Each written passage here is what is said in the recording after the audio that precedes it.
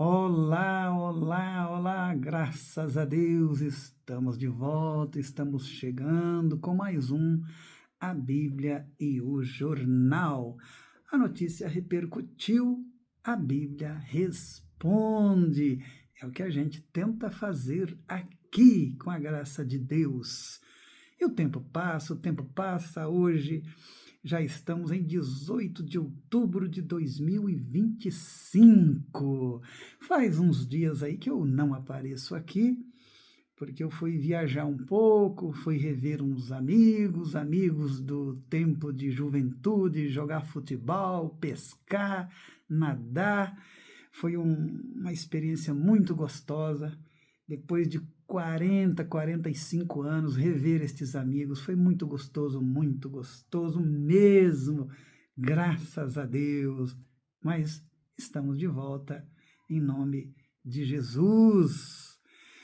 Vamos lá com o nosso assunto de hoje, meu Deus do céu. O nosso assunto de hoje é uma manchete de um jornal do Brasil. No Brasil. Vamos lá. Investigado na farra do INSS, celebrou ganhos na igreja. Abre aspas agora. Mão de Deus. Essa notícia, essa manchete há uns 40 anos atrás, meu Deus do céu, seria um escândalo total e absoluto no Brasil. Mas hoje, isso é o normal no meio evangélico. Esta é a manchete do Metrópolis, no dia 5 de outubro de 25, agora desse ano, no início do mês. Olha o que aconteceu. Felipe Macedo Gomes, investigado pela Polícia Federal, celebrou com os sócios dele, ao lado da esposa, o sucesso da entidade por participar nas fraudes contra aposentados. Você deve ter visto o noticiário no Brasil por vários dias e ainda continua, tem até CPMI desse negócio aí. E ele deu testemunho na igreja desse sucesso maravilhoso, dessa bênção maravilhosa, na igreja Sete Church, do pastor César Belucci, em Alphaville. Veja como tudo começou. Quando e como. Ele disse que o sucesso nos negócios começou a partir de setembro de 22, quando teria ido para a igreja e começado a pagar o dízimo estimulado pela cunhada. Ouça o que o Felipe Gomes disse no culto quando ele deu esse testemunho maravilhoso de sucesso. Abre aspas para ele. Ela, a cunhada, falou assim: eu faço um desafio com você. Você tem vários negócios, pega o seu menor dízimo, o seu menor negócio, aquilo que te rende menos, e você vai começar a dar o dízimo.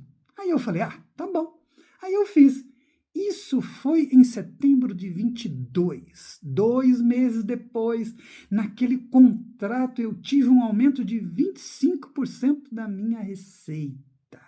E olha como ele conclui. Eu vi a mão de Deus. E aí eu comecei a entender o que é dízimo. Segundo dados da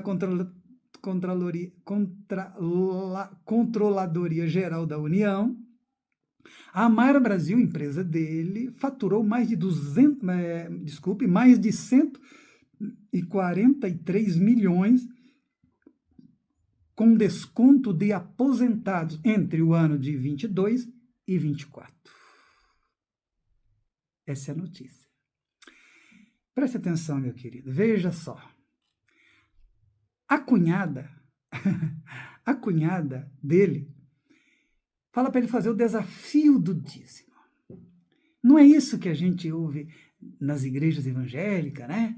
E do púlpito, o pastor, faça aí o desafio do dízimo, você dá aí um pouquinho, e começa, e faz o dízimo, faz o teste, faz a prova com Deus. É tanta asneira, tanta baboseira que eu vou falar só num país chamado Brasil para se acreditar em umas coisas dessas. Deus vai te dar em dobro, Deus vai te dar um triplo, Deus vai fazer 100%. Onde está escrito isso? Ah, na Bíblia, né? É, na Bíblia. Aí começa a manipulação das escrituras, a manipulação das escrituras. Tipo aquela do Salmo 91 que o diabo usou para falar para Jesus nos seus 40 dias de tentação no deserto. Pula, pula, Jesus, porque está escrito, e os anjos vão te segurar pela mão, pode pular, pula do pináculo do templo. Jesus pulou, estava escrito, Jesus pulou. Ah, meu querido, é duro, é triste, não é fácil não, hein? O que Jesus disse foi que a gente não pode servir a Deus e as riquezas, não tem como, tá bom? Segunda coisa, veja que 2 meses depois do contrato que ele fez aí, 2 meses já teve aumento de 25% na receita. E qual era a transação maravilhosa, abençoada, que multiplicou tanto assim? Fraudava os aposentados, mas prosperava. Ao invés de roubar a Deus, não dar o dízimo, agora a gente rouba os aposentados em nome de Deus. Isso que é um negócio maravilhoso, é um bom negócio, né? Tem misericórdia, gente, tem misericórdia. É assim que muita gente no Brasil tem dado dízimo nas igrejas. E acredite se quiser, é dízimo de roubo, dízimo de bete, dízimo do tráfico, dízimo de crime.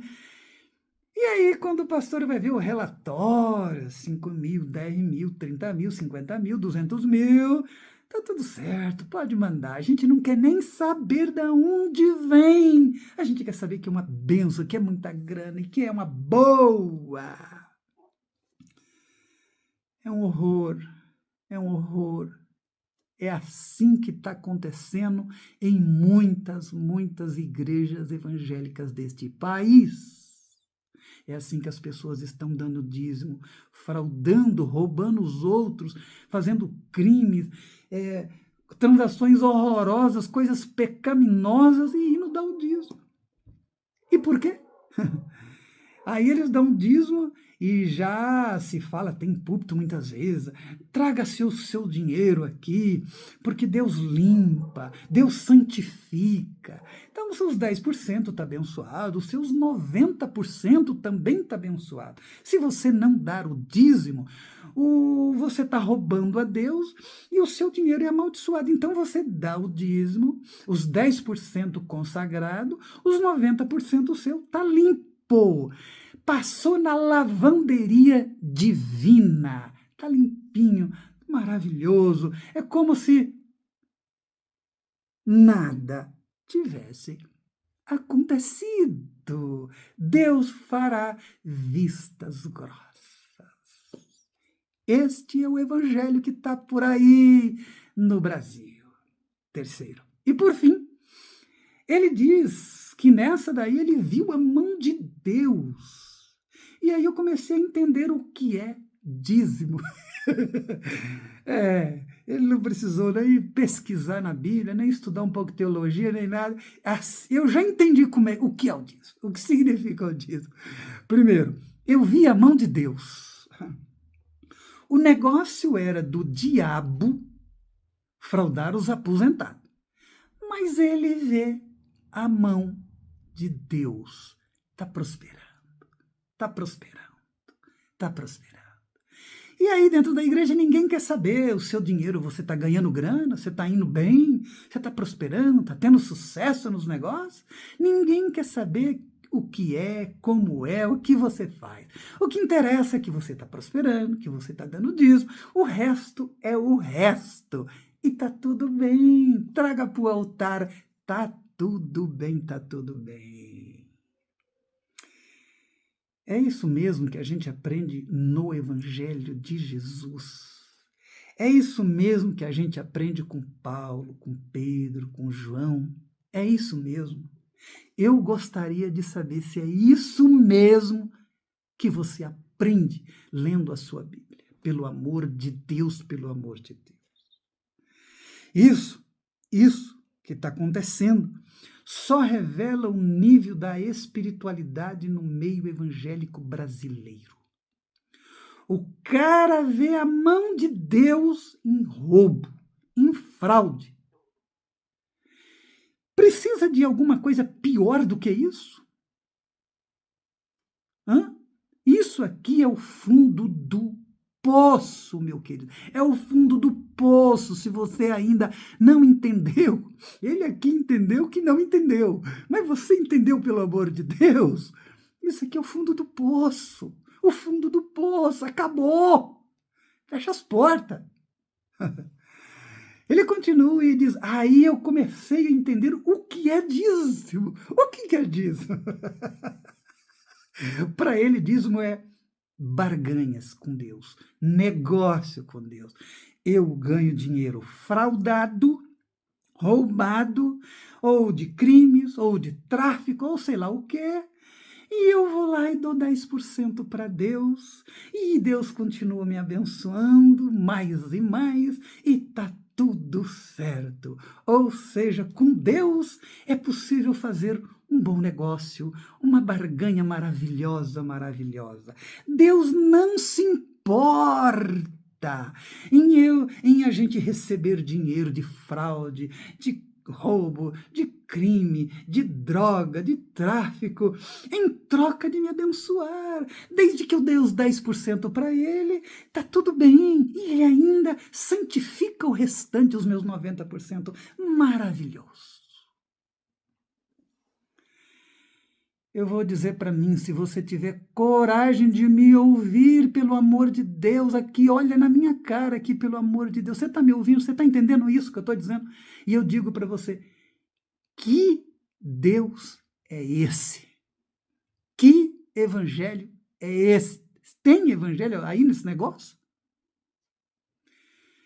Fundo do poço, fecha as portas, acabou. É só para manter o sistema, manter a riqueza dos caras, os aviões, as fazendas, as mansões. É uma máquina de girar, de triturar, de destruir vida de pessoas, de enganar, de manipular. E você está fazendo parte disso? Não sei o que você está esperando, não sei o quê. Acabou! Depois disso daqui não tem mais, não tem mais. Acabou! Prosseguindo. Eu não acabei. Ele fala das dificuldades, mas aí ele está em oração com sócios, veja bem. Naquele momento, né? Fala de que empresário no Brasil, uma coisa difícil, tal, e diz, mas naquele momento a gente não pensou em murmurar, porque às vezes tem dificuldade, tudo, acho que no início, né? Mas a gente dobrou o nosso joelho, a gente fazia oração de madrugada no escritório. Deus falava que ia dar vitória, mas a gente não entendia. Ele continua a seguir. Bom, e assim que a gente recebe os nossos recursos, a gente faz o nosso dízimo. A gente ora os três juntos, os sócios dele. Liga para o apóstolo e pede para ele orar também. Olha, ora aí para a gente, apóstolo. A gente está precisando de oração para prosperar. E aquele dízimo, que era a parte menor do nosso negócio, menor negócio da minha vida, hoje é 40 vezes maior do que o meu primeiro dízimo colocado nesse altar. Ele está lá testemunhando no púlpito, no culto para todo mundo, com a mulher dele ao lado e contando essas maravilhas que Deus fez na vida dele. O que você acha disso? Você vai em alguma igreja evangélica desse país, e daí? Como é que é o seu pastor, o que ele prega? Tem a ver com o evangelho de Jesus? Quando você abre a Bíblia e lê, tem a ver, bate. Preste atenção. Os pastores, geralmente, a maioria são cúmplices desse negócio. O papo é de que depois os pastores ficam dizendo que não tem como saber se os dízimos é de pessoas, vêm de fraude, roubos, assalto. É muita gente, a gente não tem como saber. Primeira coisa, os pastores têm obrigação de dizer para os seus fiéis, para os irmãos, como se deve contribuir. E não se deve dar o dízimo de fraude de aposentadorias, de roubo de aposentado, do tráfico de drogas, de assassinato. Se você está fazendo parte disso, você nem é convertido, você não conhece Jesus, você está em pecado, você precisa se converter. Mas o pastor vai falar isso? Tem um cara ali no meio que está roubando, mas o dízimo dele é 100 mil, 200 mil, 300 mil. Eu vou falar um negócio desse no púlpito? Não. Segunda coisa.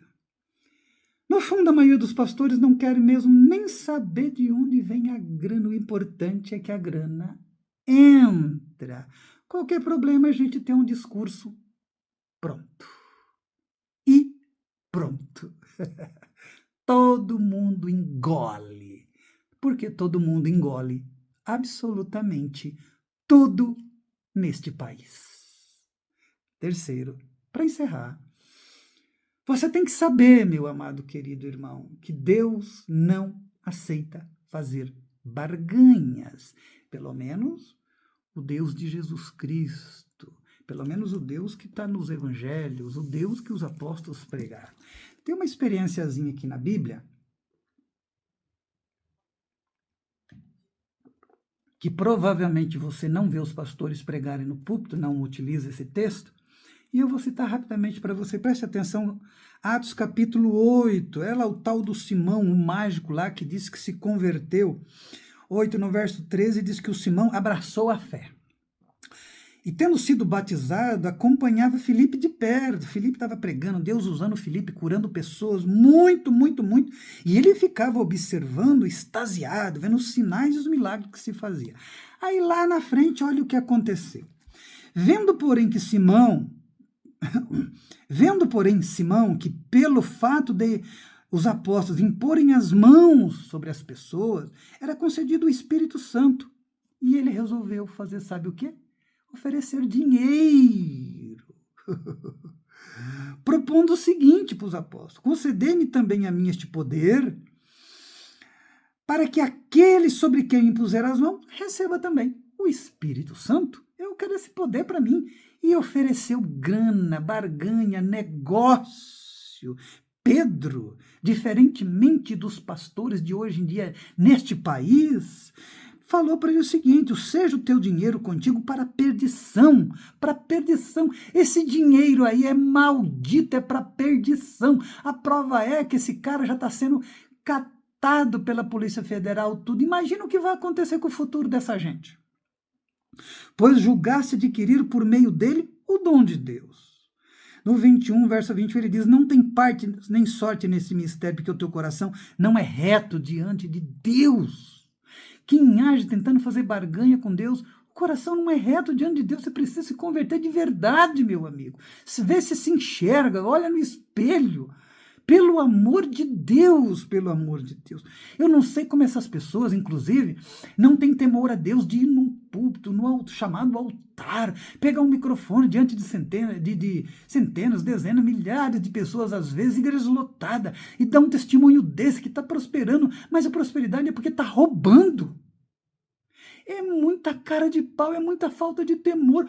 Um cara desse poderia cair vivo ali no juízo, no púlpito. Leia lá em Atos lá o que aconteceu com o pessoal que Pedro narra lá no livro de Atos, lá o que aconteceu, onde tem lá o pessoal resolveu enganar Deus, manipular Deus, Ananias e Safira, e morreram. Mas sabe por quê? Porque ali tinha integridade, tinha unção de Deus. E isso não pode ser feito no lugar onde há unção de Deus, onde há presença de Deus, onde há Espírito de Deus, onde há homem de Deus. O cara cai duro, cai duro. Agora, nesses lugares, o diabo deita e rola. Verso 22, Pedro disse: arrepende da tua maldade e roga ao Senhor, talvez você seja perdoado, o intento do seu coração. Esse cara aí que fez isso aí, ele devia cair de joelho diante de Deus e dizer: eu fiz porcaria, besteira, me perdoa, não torra a minha vida, pelo amor de Deus. Pedro diz: pois vejo que está em fel de amargura e laço de iniquidade. No 24, aí já terminou. Você leia o resto aí, para você ver o que aconteceu. é vergonhoso, é vergonhoso. É uma coisa que eu não esperava como pastor. Um dia na minha vida, depois de 45 anos, já convertido, e ver um negócio desse e saber que tem mais coisas envolvidas. Por exemplo, que o show da passagem de ano que o pessoal fez aí do Valadão, parece que houve citação na CPI lá, o Paulo Pimenta falando, né? E que houve patrocínio de dinheiro no show da virada, no Allianz Parque, dos evangélicos aí, o Valadão foi citado, a Damares tentou passar pano. Que vergonha, que vergonha, que vergonha. Gente, esse pessoal precisa se converter, de verdade. E eu não sei se eles vão se converter, porque parece que eles não querem nada. Mas a questão é você, meu amado irmão, meu querido. Olha, Jesus é bom, Deus é maravilhoso, o evangelho é de verdade, transforma a vida. Mas isso daí acabou, isso já faliu, já era. Pelo amor de Deus, procure um pastor, um local onde prega o evangelho de verdade, em nome de Jesus. Tá bom? E que Deus tenha misericórdia de mim, de você, do Brasil e de todos nós, em nome do Senhor Jesus. Valeu os evangelhos, pelo amor de Deus, para de preguiça, valeu os evangelhos, o Novo Testamento inteiro, coma isso todo dia, pelo amor de Deus. E aí o Espírito Santo vai te ajudar a entender um pouquinho, e você não vai cair na mão desses picaretas, desses lobos vestidos de ovelha, em nome de Jesus, porque senão eles vão comer você todinho, ok? Em nome de Jesus. Se isso te abençoou, por favor, dá um joinha aí, um likezinho, divulgue para as pessoas em nome de Jesus. E logo, assim que puder, eu volto em nome de Jesus com mais uma Bíblia e o Jornal. Deus abençoe grandemente você e sua família. Amém. Amém. Tchau.